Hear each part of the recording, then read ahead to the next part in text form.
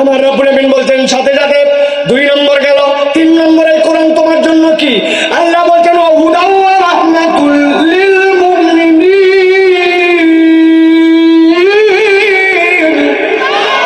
এই দুনিয়ার মানুষ, এই কোরআন তোমার জন্য আল্লাহর পক্ষ থেকে হুদা বলা মাত্র 30টা সওয়াব পাবেন। বলেন কোরআন আপনার আমার জন্য কি? আরেকবার বলেন, আরেকবার বলেন। হুদা মানে কি?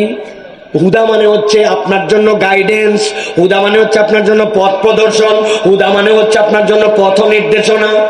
তবে হুদার আরেকটা বোঝার জন্য সহজ অর্থ আছে। ওই হুদা মানে হচ্ছে আপনার জন্য একটা অবিশ্বাস্য আলো। বলেন হুদা মানে কি? হয় নাই, সবাইকে বলতে হবে। একটা উদাহরণ দিব, একটা উদাহরণ আগে গেছে, এইটাও মনে রাখবেন। মুরব্বীরা, এবার আগেরটা যুবকদেরকে বলছি, মুরব্বীরা বলেন তো বাবা, আপনার এলাকায় যখন প্রথম বিদ্যুৎ আসলো, এখনকার মতো এরকম মেন সুইচ এরকম ছিল না, তখন আসলো যখন, তখন এত বড় বড় চীনামাটির 2টা কাট আউট।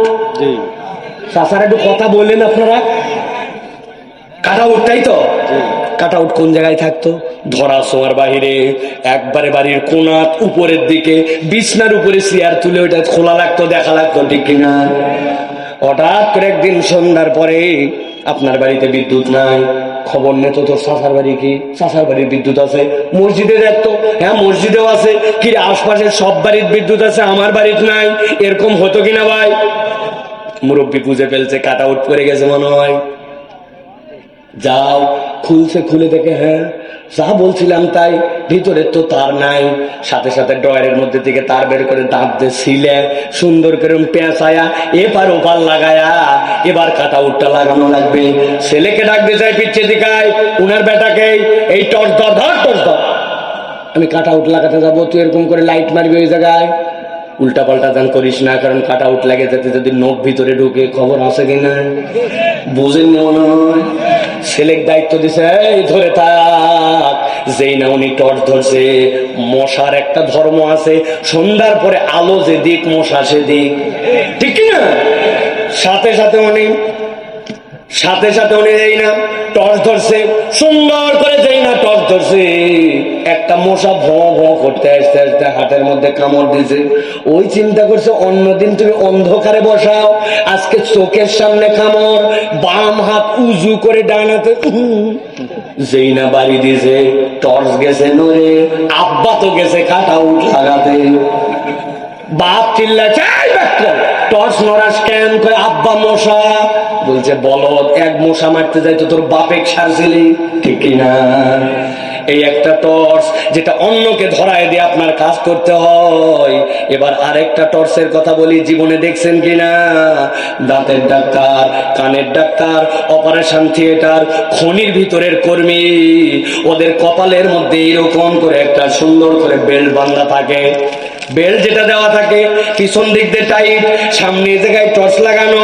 ডাক্তার সাহেব যখন অপারেশন করে কারো হেল্প লাগে না, টর্চ অন করে দিয়া ডাক্তারের চোখ যেখানে যায় আলোটা অটোমেটিক সেখানে যায়, ঠিক না? ভালো করে বুঝে নেন, আমি আপনাকে কলিজা দিয়ে বোঝানোর চেষ্টা করতেছি। এই কোরআন আপনার জন্য হুদা।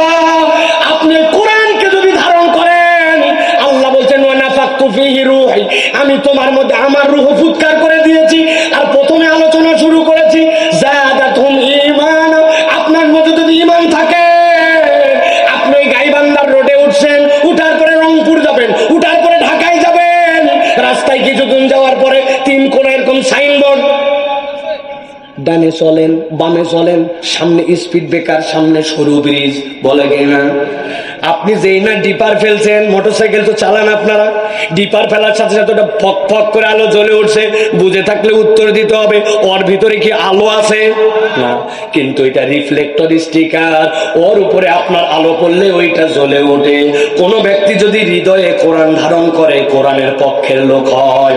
আল্লাহ বলছেন এই কোরআন তোমার জন্য এমন হুদা, ওই কোরআন তোমার জন্য আলো জ্বলায় দিবি।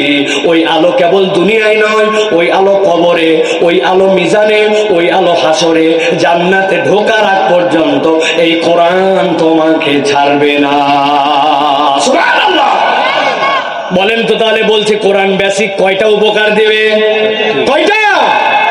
তিনটা বলছে, আরেকটা শোনেন, আল্লাহ বলছেন ওয়া রাহমাতুল লিল মুমিনিন, এই কোরআন ঈমানদারদের জন্য রহমত।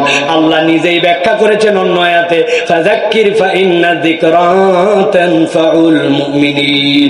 ও নবী, আপনি এই কোরআনের দাওয়াত দেন, এই কোরআন দিয়ে স্মরণ করান, ঈমানদারের যত ধরনের উপকার সবগুলা ঈমানদার কোরআন থেকে পাবে।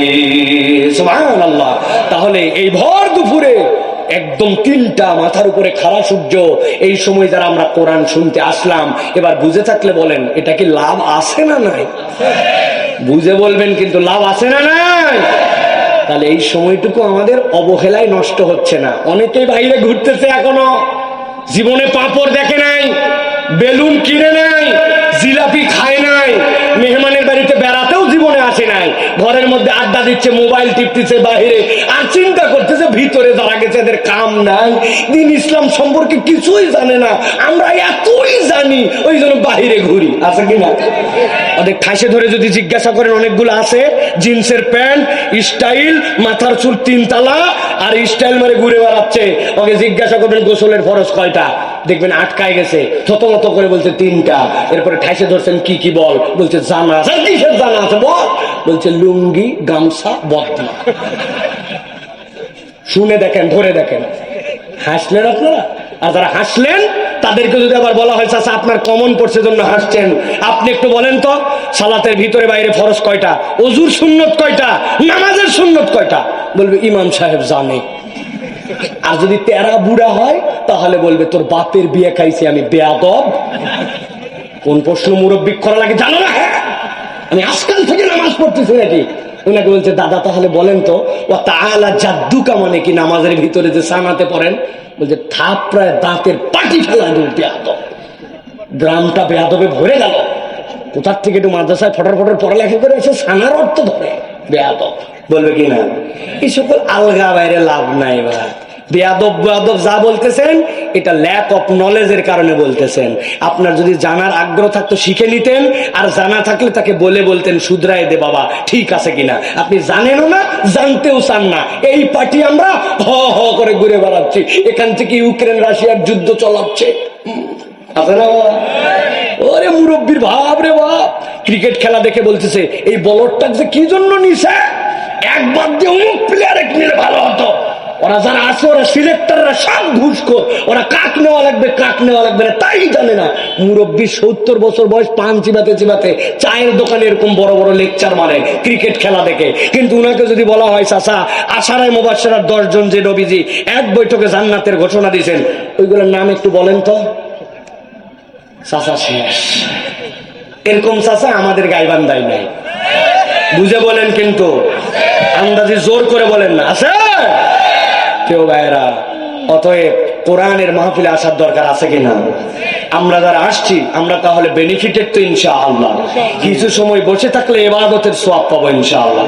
আপনারা যারা এর আগে আমার কোনোদিন কথা শুনেন নাই তারা মনে করতেছেন বাপ রে বাপ, হুজুর তো আধা ঘন্টার উপরে ওয়াজ করে ফেলছে, ওয়াজ এখনো শুরু হয় নাই। বলেন এতক্ষণ কি হলো? এতক্ষণ একটু আল বানলাম। আল দেওয়া বোঝেন? আপনার যদি আল না থাকে আপনার পানি বাঁধবে। এখন যদি সিটার আর দুষ্ট প্রকৃতির যদি পাশের জমিওয়ালা হয় তাহলেও বিপদ আছে। অনেক লোক আছে, এই লোক সেচ দিচ্ছে, ও বুদ্ধি করে আলের নিচে কোদাল মারে আস্তে করে আল জায়গা মতো রেখে দিচ্ছে। আসার পরে ভাঙ্গে গেছে, ধরছে নাই, আল কাটলি খান বলছে বললেই হবে নাকি, ধসে গেছে। আছে না? এই পার্টির লোক আছে না? এখন আপনার যে আল বান্ধা না থাকে আপনার তো জমিতে পানি বাঁধে না। আমাদের অধিকাংশ ওয়াজের কোনো আল নাই, কোনো আল নাই। আসলাম, হই হই করে 2-3টা গজল হলো, একটু গরম হলো, ঠান্ডা হলো, কিচ্ছা হলো, চলে গেলাম। আমরা মনে করি আমরা হেভি ফাটাফাটি মাহফিল করছি, বক্তা আসছিল একটা ফাটায় ফেলছে। বাড়ির যে জিজ্ঞাসা করছে বউ কি ফাটালো, বলছে তা বলতে পারবো না, কিন্তু ফাটাইছে। এই ফাটানো চলবে না, একটু জোড়াতালি দিয়ে সুন্দর করে আজকে একটা আমলের নিয়তে ওয়াজ শুনে যেতে হবে। রাজি আছেন ইনশাআল্লাহ? আছেন তো আপনারা? কারা কারা আছেন দেখে 2 হাত উঁচু করেন। বিসমিল্লাহির রহমানির রহিম। সকল প্রশংসা মহান আল্লাহ তাআলার। সম্মানিত দর্শক, সম্মানিত ভিউয়ার্স, ট্রেন্ডিং ওয়াজ চ্যানেলের সাথে থাকুন। ভালো থাকবেন, সুস্থ থাকবেন, জীবন সুখী হোক কোরআন সুন্নাহর আলোকে। আল্লাহ হাফেজ।